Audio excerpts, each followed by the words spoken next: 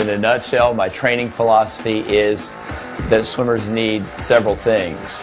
Number one, technique is the foundation of all success in our sport. So if you're not focusing on technique, you're missing the boat.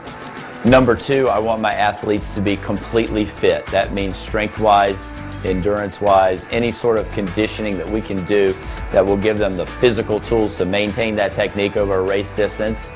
And then number three, I think they have to be mentally prepared for competition, and I think that occurs through the everyday process of accepting challenges, a constant desire for improvement on a daily basis, and really just having a plan and working towards it every day. We use hand paddles traditionally to build strength and use it to add resistance to a stroke. The swimmer learns a lot about where their hands are positioned, when to apply pressure, when not to apply pressure. You're going to get a resistance that allows them to get in proper position, but not something that changes the way they're going to swim. The way it's designed, it forces the swimmers to push down on their fingertips and get in a proper pulling position in the front part of the stroke. One way that we've used this is using what we call reverse paddle. We'll have the swimmers actually swim like this. And what it tends to do is really emphasize the forearm, and particularly for sprint swimmers, it opens up the recovery and then have a quicker catch, which is what we're trying to get with our sprinters. The MP Strength Paddle are unique in that they really have been designed to mimic the shape of the human hand.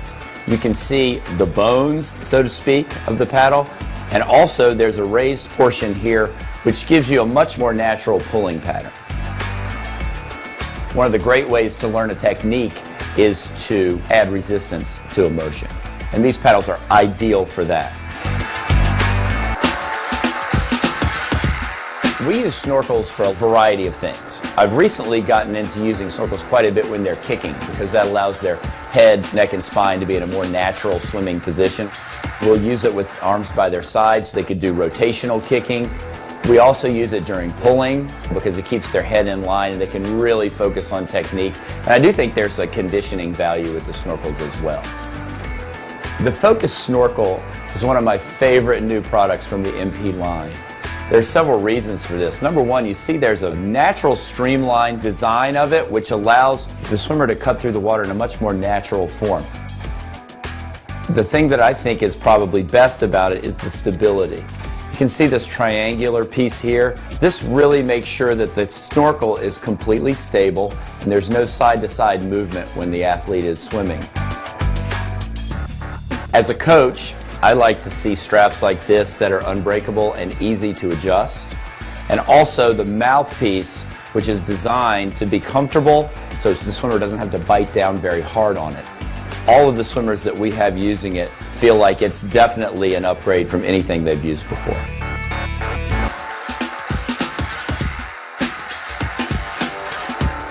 Underwater kicking has become so important in swimming that we actually call it the fifth stroke. We spend quite a bit of time trying to develop this skill. I like very short repeats of very fast kicking in a tight streamline because those are the key components. When you're underwater doing a dolphin kick in a streamline, that's as fast as you'll ever be moving as a swimmer. So the things that are most important in that is that you have a proper streamline, hands locked in front, elbows locked, head pressed up against your arms, and that you're minimizing resistance as much as you can so that will maximize the speed of the breakout off the wall. The kicks vary depending on the person. Some people take larger kicks, some take smaller, some vary it as they go, and that's something that we individually work with swimmers on. I like to do a lot of kicking on their side in a streamline. I like to do kicking on their back. We do vertical kicking. So our athletes are going through a large menu of things that will help them develop that feel for what the real dolphining motion is.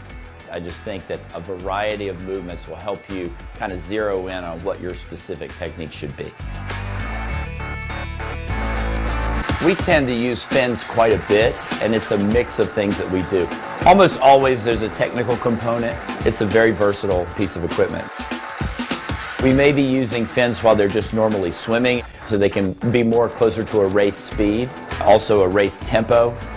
We would use them for kicking alone, and we would also use it for just regular kicking sets on the board. I also like to use paddles and fins. It's a good combination. So they get a little bit more speed, but the resistance of the paddles, and they can learn some things about their strokes. The Alpha Pro fin is really unique, mainly because of the shape. You notice that the fin-like structure of it really mimics the foot better than a traditional fin, which might be triangular or much larger. It's also shaped in a way so that the swimmer kicks in a natural position. If you look at good flutter kickers, their feet move like this. The way that this is designed tends to shape the kick in a proper way. The Alpha Pro fin is the most comfortable fin on the market without losing resistance and the power work that you can do with it.